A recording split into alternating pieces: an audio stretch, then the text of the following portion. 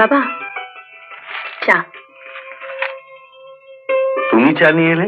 শর্মা কোথায়? আছে, ওই চা করতে চেয়েছিল।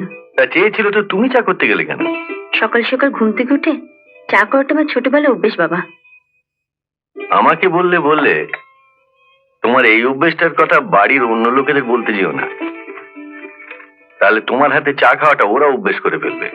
আর কোনোদিন যদি চা করতে না পারো, তাহলে বাড়িটাকে রণক্ষেত্র করে তুলবে। কাল রাত্রিরে বরুণ তোমার সঙ্গে কোনো রকম খারাপ ব্যবহার করেনি তো? না। বৌমা, 20টি বছর কোর্টে বসে বিচার করেছি, আমার চোখে তুমি ফাঁকি দিতে পারবে না। আমি যাই বাবা। শোনো, রোজই বরুণ একবার করে তোমার ল্যাজে পা দেবে। ছোবল মারতে না পারো, এক আধবার অন্তত ফোঁস করে উঠবে।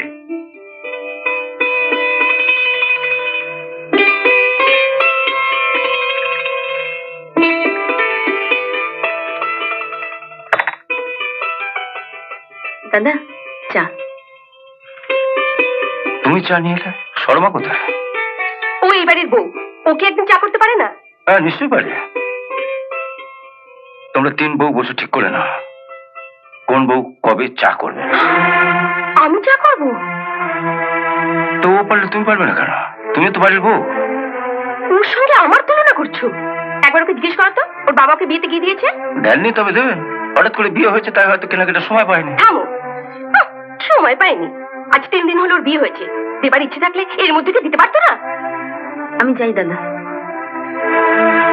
দেখো কেমন পালিয়ে গেল। ও ভদ্র ঘরের মেয়ে।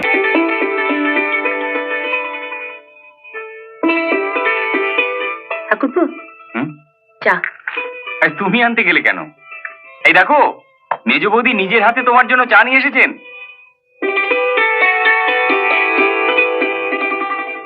চা নিয়ে এরকম সঙ্গের মতো দাঁড়িয়ে আছো কেন? দিয়ে যেতে পারছো না? নেমে এসে নিতে পারছো না? দেখছি আমরা বিছানায় বসেই খাই। বাপের বাড়ির অভ্যেস এখানে চলবে না, নেমে এসো। ও যখন বিছানায় বসে খাবে বলছে, তখন দিয়ে আসি না ঠাকুরপো? না, তুমি টেবিলের উপর রেখে যাও, এই চলে নেমে এসে খাবে।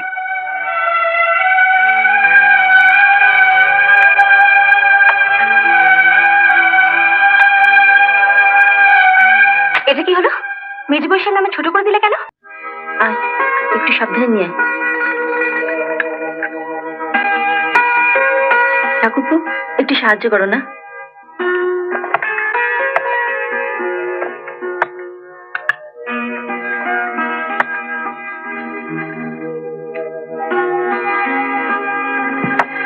বাপি, এই হচ্ছে সেই মেজ বউ যে আমার বেডটি দেয়নি।